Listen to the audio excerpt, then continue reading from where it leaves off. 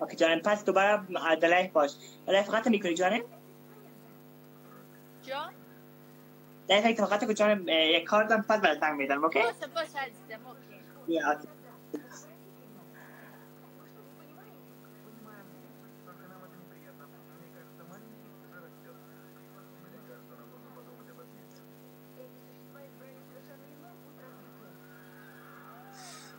هلو؟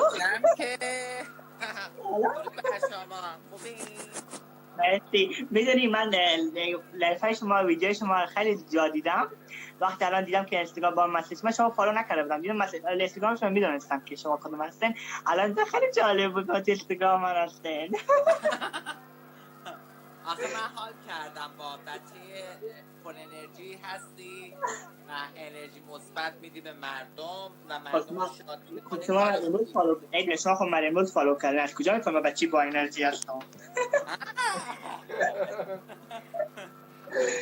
از کجا من فالوورای افغانستانی زیاد دارم، بچه کابل، هرات، مزار شریف، بچه های همه جا فالوورام هم هم دارم و منم خب برای افغانستان و ایران یکی هم فرقی نمیکنه، جفتش فقط لهجه ها فرق میکنه، وگرنه همه یک انسانی، ما همه یکسانیم. بعد یکی دیگه فالوت کردم، بعد بهت گفتم فالو کن، اگه دایرکت خونده باشی مسیج خونده نمیشم please you follow me. امیالی که داشتم لایف میادم اولی مسیج شما دیدم، گفتم واو جالبه امروز من مسیج کردم. خب دیگه من حمایت از انسانیت هم یا انسان‌هایی هستن که پر انرژی هستن.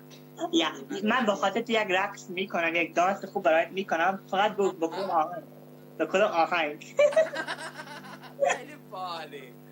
بکن آهنگ باید برقصم، میخوام برایت برقصم که خوش باشی. با کدوم آهنگ باید برقصم؟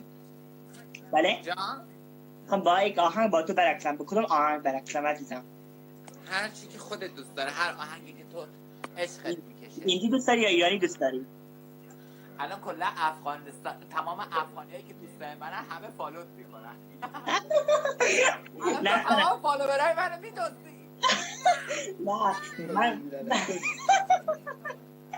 نه من فقط فالوور نیستم، شما من فالو کردن من خیلی کافیه میدونی؟ آقا شوخی باید میکنم. اتفاقا من دیدم فالوورا 37 کاهه، گفتم بیام فالو کنم فالووراتو برم بالا.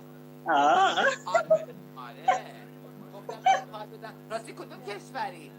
من آلمان هستم، شما کجایی؟ کانادا هستم فکر کنم. کانادا ونکوور. ببینید ویدیو شما دیده بودم. سوال دارم، شما ازدواج کردین، دوست پسر دارین ندارین، چیکار شد داستان؟ من که خدمتتون عرض کنم هنوز سینگل هستم و دنبال یه شوهر خوبم می‌کردم. راستی بذار من یه عرض ادب کنم خدمت مردم. دوستان عزیز با درود خدمت همه‌تون. ما عاشق افغانستان و ایران هستیم و مردم افغانستان تاج سر ما هستن. ما یه سوال دارم.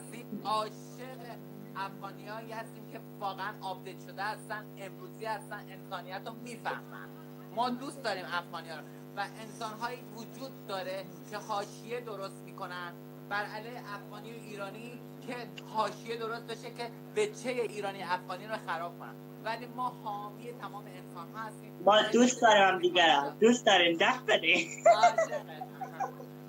هیچ وقت به همدیگه بی احترامی نکنیم، همدیگه رو دوست داشته باشیم، در کنار همدیگه مثل یک خانواده باشیم. یا من واقعا دوست دارم، همه ایرانی‌ها دوست دارم. من ویدیو هم گذاشتم بخاطری من یک رقص دارم. من تازه خواب بلند شدم، دیشب تا صبح کتاب بودم. تازه خواب بلند شدم، باورت میشه هنوز دیگه دوش نگرفتم.